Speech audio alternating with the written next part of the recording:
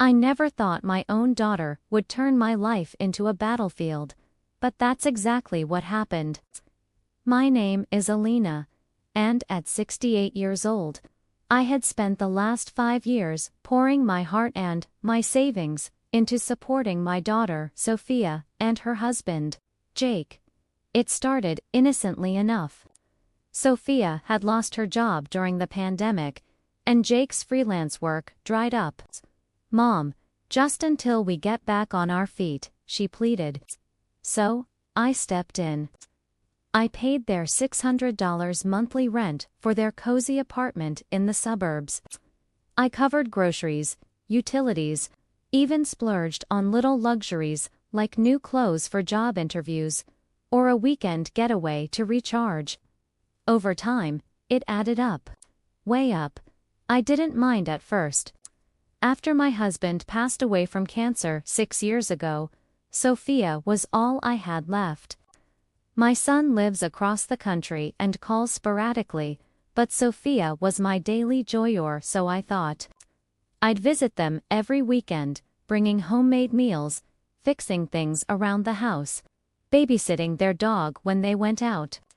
I even bought them a new washing machine when theirs broke $800 out of pocket. And when Sophia announced she was pregnant 2 years ago, I was over the moon. I set aside $5,000 for a nursery fund, bought cribs, clothes, and toys. I dreamed of being the doting grandma, rocking my grandchild to sleep. But then came the baby shower. Or rather, the one I wasn't invited to. I found out about it on Facebook, of all places.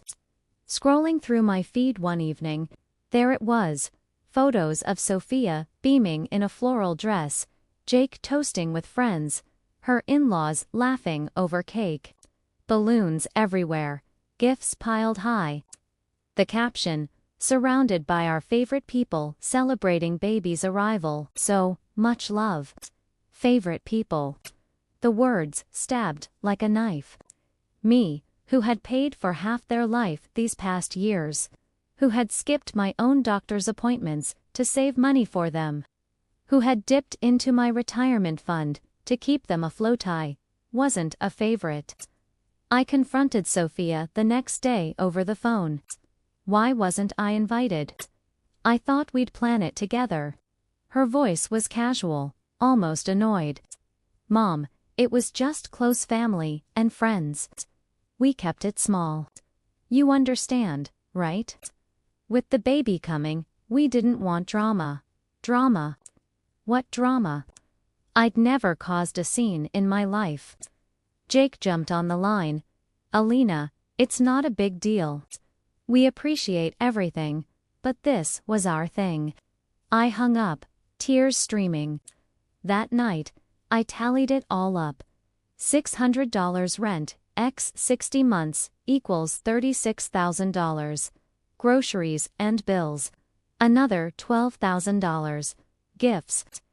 Emergencies, that washing machine, easily $10,000 more.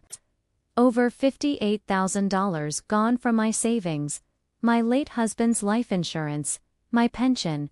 For what? To be sidelined like an outsider. A week later, the call came. Sophia, her voice sweet as honey, the one she used only when asking for favors. "Mom, the baby's due soon, and we're short on the hospital copay. It's $2,000. Can you help? We promise to pay you back." I paused, the shower photos flashing in my mind. "Sophia, I've helped enough. It's time you and Jake handle this." Silence. Then, what? "Mom, are you serious? After everything? You're abandoning us now?" I ended the call, my hands shaking. For the first time, I felt a spark of something new, resolve. The backlash was swift. Texts flooded in. "How could you do this to your own grandchild? We thought you loved us." Jake even emailed, listing bills I'd promised to cover. I ignored them. Instead, I focused on me. I joined a local book club, reconnected with old friends, even signed up for yoga classes, things I'd neglected while playing family banker. 2 weeks passed before they showed up at my door, unannounced. Sophia, belly round with my unborn grandchild, and Jake, looking smug. "Mom, we need to talk," she said, pushing past me into the living room. They sat on the couch I'd bought years ago, the one I'd reupholstered myself. "You've been acting weird," Jake started. "Cutting us off like this. It's not like you. We're worried about your mental health." Sophia nodded, tears welling, fake ones. I could tell. "Yeah, Mom. Maybe the grief from Dad is catching up. We think you need help." I laughed, bitter and loud. "Help? You mean my money?" That's when they pulled out the papers. A lawyer's letter, demanding I resume payments or face intervention. They'd consulted an attorney about declaring me unfit, claiming I was irrational and hoarding my assets. "This is for your own good," Sophia said. "We can manage things until you're better."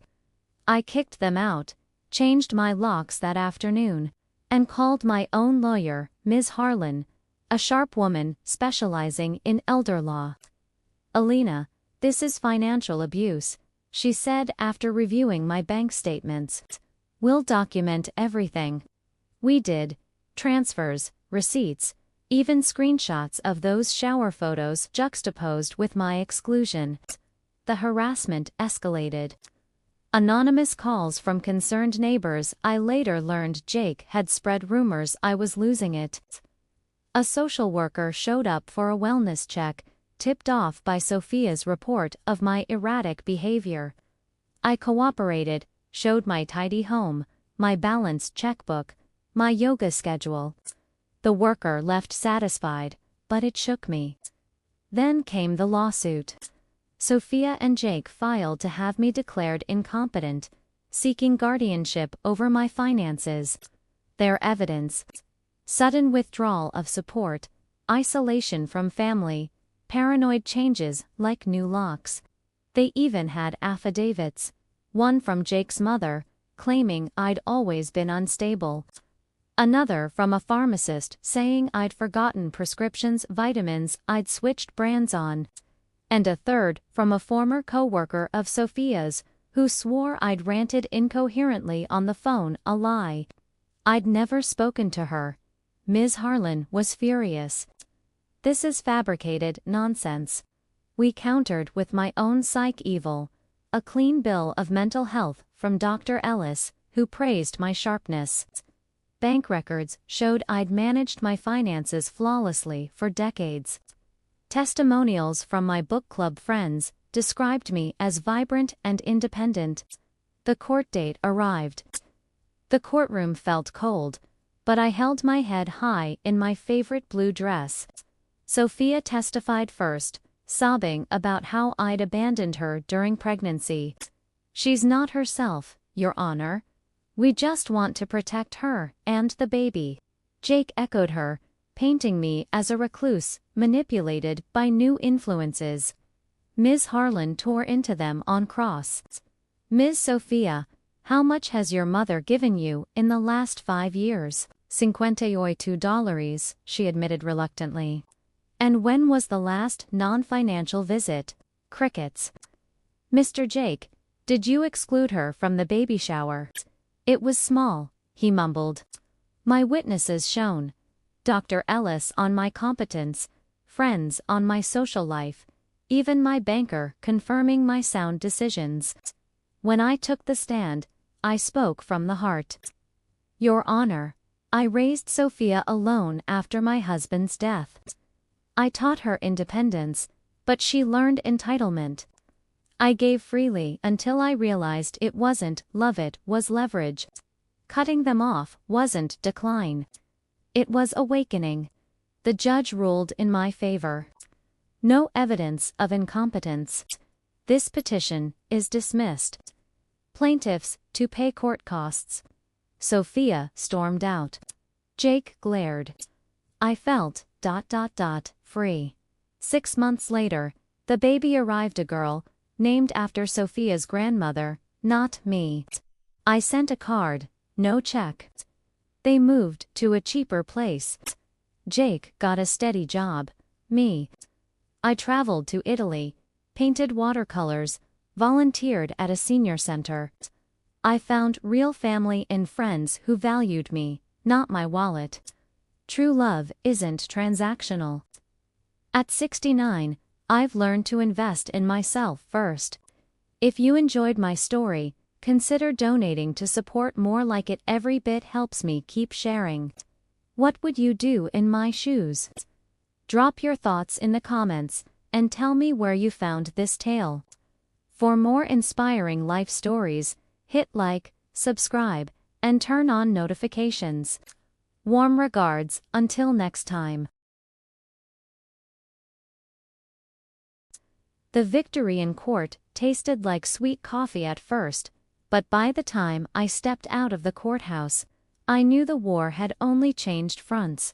Sophia's last look at me that day wasn't anger. It was calculation.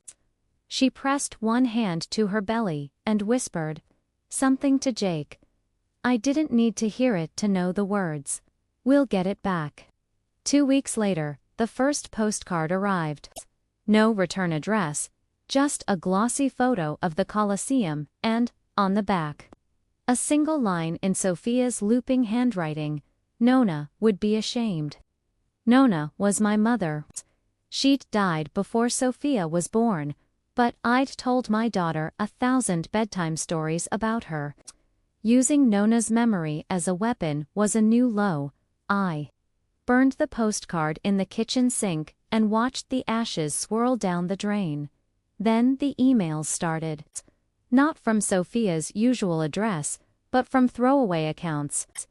Subject lines like, "Do you even know what your granddaughter looks like? She asked for you today. We named her Elena Rose after you. She'll grow up thinking you hate her." Each one came with a photo, a newborn in a hospital bassinet, tiny fist curled around a pink blanket. The baby's face was blurred just enough to make me doubt whether it was real. I forwarded every message to Ms. Harlan. She filed for a cease and desist. The emails stopped only to be replaced by something worse. Anonymous reviews began appearing on my senior center volunteer page. Elena is rude and confused. She forgets names and yells at staff. Avoid her watercolor class, her hands shake too much.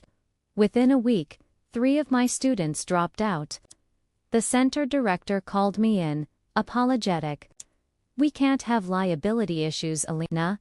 I showed her the IP traces. Ms. Harlan had pulled Sophia's old laptop, Jake's phone. The director reinstated me, but the damage was done. Whispers followed me down the hallway. I stopped painting for a month.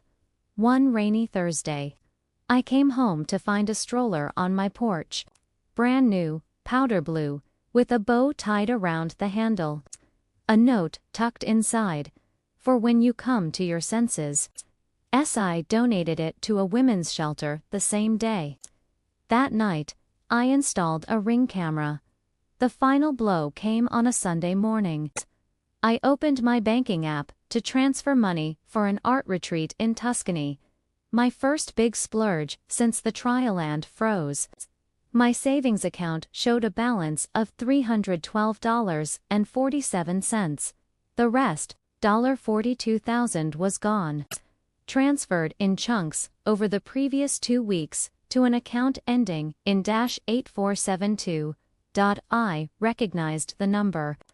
It was the joint account I'd helped Sophia open when she turned 18. My hands shook so badly, I dropped the phone. I called Ms. Harlan from the landline. "Identity theft," she said grimly. "They had your social security number. Your old bank login, probably from when you let them use your laptop for taxes. We can freeze everything, but it'll take months to recover." That night, I sat at my kitchen table with a legal pad, and wrote down every password I'd ever shared, every document I'd left in their apartment, every time I'd said, "Just use my card." Honey, the list filled 3 pages. I didn't sleep. At 3 a.m., I drove to the 24-hour Walmart, bought a fire safe, and locked every important paper inside.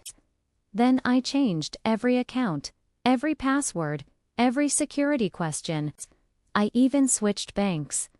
The next morning, I filed a police report. The detective assigned to the Kaisa-Kindide woman, named SGT. Patel, looked at the transfer logs and whistled. This is textbook elder financial abuse. We'll need Sophia and Jake to come in for questioning. They never showed. Instead, I got a text from an unknown number. Drop the report, or the baby photos go to child services. We'll say you're unstable and violent. Your choice. I stared at the message until the screen went black. Then I forwarded it to SGT Patel and Ms. Harlan with one line: "I'm done playing nice." The retaliation was swift and surgical. Within 48 hours, Child Protective Services knocked on my door. A caseworker named Marisol, clipboard in hand, explained that an anonymous tip claimed I was hoarding medications and behaving erratically around children. She needed to inspect my home. I let her in. She found vitamins, aspirin, and a bottle of melatonin. My fridge held yogurt and fruit. My closets were neat. She left after 20 minutes, apologizing, but the damage rippled. The senior center suspended me pending investigation. My yoga studio asked me to pause classes. Friends stopped inviting me to book club afraid of the drama. I was being erased. Ms. Harlan called an emergency meeting. They're trying to isolate you completely. Classic playbook. We hit back hard. We filed 3 motions in 1 week. Emergency restraining order against Sophia and Jake for harassment and identity theft. Civil lawsuit for $58,000 in damages plus punitive, criminal. Referral to the DA for felony theft and elder abuse. The restraining order was granted in 72 hours. Sophia and Jake were served at their new apartment, the one they'd moved into after I stopped paying rent. The process server told Ms. Harlan that Sophia screamed so loudly the neighbors called the cops. Then came the deposition. I'll never forget the conference room, gray walls, a pitcher of water no one touched, and Sophia across the table in a maternity dress 2 sizes too small. Jake sat beside her, arms crossed. Their lawyer, a slick kid who looked fresh out of law school, kept glancing at his phone. Ms. Harlan slid a stack of bank statements across the table. Explain the $42,000 transferred from Mrs. Elena Martinez's account using her login credentials. Sophia's voice was ice. She gave us permission. She was confused after Dad died. We were managing her finances for her own good. Ms. Harlan clicked a remote. A video played security footage from my bank's ATM, timestamped 2:14 a.m. Jake, hood up, withdrawing $9,999 in cash. The max before triggering a hold. Jake went pale. Not me. The court reporter's fingers flew across her machine. Next slide. Text messages recovered from Sophia's old phone, subpoenaed from the cloud backup she forgot to delete. Sophia to Jake. 3:21 a.m. Got the login. Pull as much as you can before she notices. Jake. What if she calls the cops? Sophia. She won't. She's terrified of losing the baby. Sophia lunged for the phone. That's private. Ms. Harlan smiled. Not anymore. The DA picked up the case the next day. Felony theft. Elder abuse. Identity fraud. Bail set at $50,000 each, cash only. They couldn't pay. Sophia's parents refused to help. Jake's mother hung up when Ms. Harlan called. I didn't visit them in jail. I didn't need to. 6 months later, they took a plea, 18 months probation, full restitution of $58,000, paid via garnished wages, and a permanent no-contact order. The judge looked at me when she said, "Mrs. Martinez, you are free to live your life without fear." I wore the same blue dress from the first trial. After the sentencing, I flew to Italy. I painted the Amalfi Coast at sunrise. I ate gelato with a widow from Toronto who became my travel buddy. I sent one postcard to SGT Patel. The light here is golden. Thank you for giving me back my sunrise. Back home, I reopened my watercolor classes. Enrollment tripled, word had spread. My students were mostly women over 60 who'd heard my story and wanted to learn not just painting, but boundaries. One evening, a new student arrived, a young woman, maybe 25, with tired eyes and a toddler on her hip. After class, she lingered. "My mom kicked me out when I got pregnant," she said. "I've been couch surfing your story. It made me realize I don't have to earn love with money either." I gave her the spare room upstairs, rent-free for 3 months. She starts community college next semester. Sophia sent one letter from probation check-in. I didn't open it. I donated I-10 Red to the Senior Center's support group for financial abuse survivors. They use it in workshops now. Last week, I turned 70. My book club threw a party on the lake. We drank Prosecco and toasted to women who refuse to be ATMs. Someone brought a cake shaped like a gavel. I cut the first slice. True love isn't transactional. But justice. That's priceless.